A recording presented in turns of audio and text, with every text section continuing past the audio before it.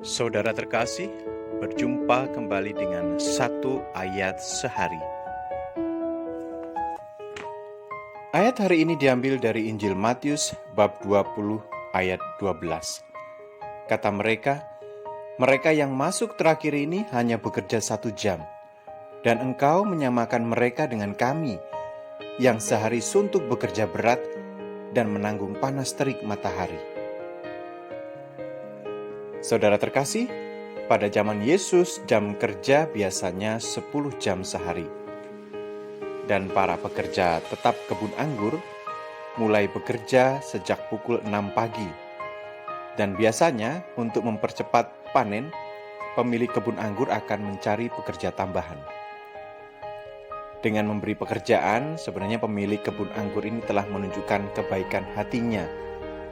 Karena yang diajak bekerja adalah mereka yang menganggur di pasar, yang selama ini mengandalkan derma, dan mereka bersedia dibayar 1 dinar sehari sebagai upah kerjanya.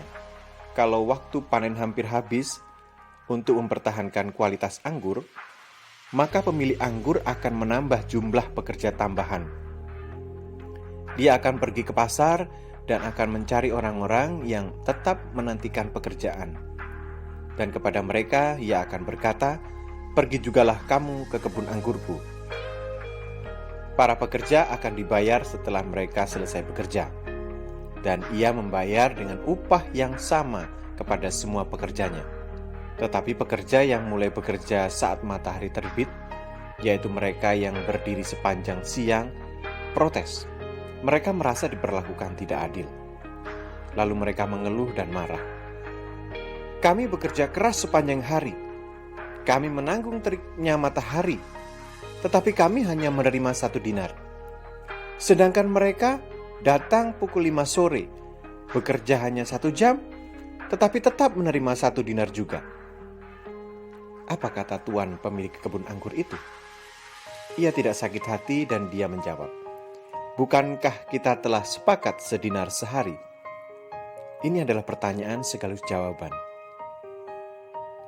Tak seorang pun diperlakukan tidak adil oleh tuan pemilik kebun anggur.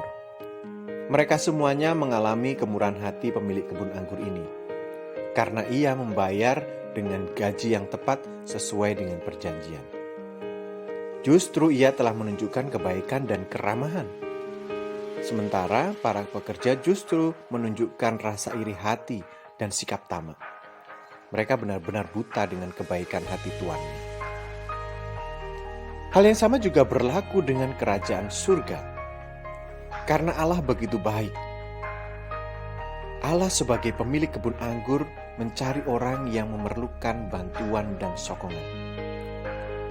Pemilik kebun anggur tidak membayar berdasarkan hitungan jam kerja, tetapi ia membayar berdasarkan kesepakatan.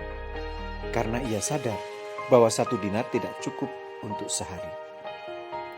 Yesus juga menunjukkan bahwa Allah tidak memperlakukan semua manusia menurut prinsip-prinsip upah, prinsip keadilan, atau prinsip ekonomi. Allah tidak memperlakukan manusia atas dasar pukulan dibalas dengan pukulan, atau satu perbuatan baik dibalas dengan satu perbuatan baik. Perumpamaan ini mengajarkan kepada kita bahwa ketika seseorang datang kepada Allah, ia tidak menerima kasih karunia ilahi berdasarkan dengan kalkulasi yang dihitung dengan teliti oleh Allah. Tetapi Allah bebas memberikan pengampunan, perdamaian, sukacita, kebahagiaan, dan kepastian kepada mereka semua. Bagi orang-orang pengikut Kristus, menjadi anggota gereja dan bertobat adalah satu alasan untuk berhak menerima sukacita surgawi.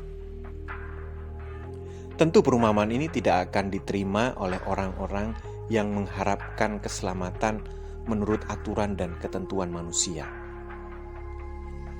Karena memang kerajaan surga bebas dari birokrasi manusia.